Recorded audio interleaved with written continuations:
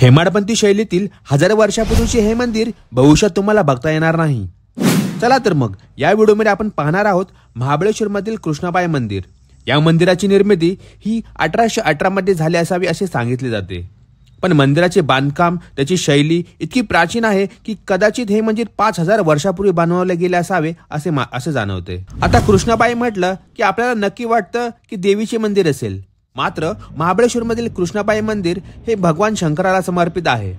मंदिराच्या आतमध्ये तुम्हाला श्रीकृष्णाची एक मूर्ती बघायला मिळेल। मंदिराच्या अगदी समोरच एक गोमुख आहे। या गोमुखातून कुंडात पाणी पडताना बघायला मिळते। या गोमुखात पाणी कुठून येते याचा स्रोत कुठे आहे ते माहीत नाही, पण इथूनच कृष्णा नदीचा उगम झाला असे मानले जाते। कृष्णा नदी या मंदिरातून उगम पावते, म्हणून या मंदिराला कृष्णाबाई मंदिर असे म्हटले जाते। हे एक भव्य मंदिर असून जमिनीखाली धसत चालले आहे।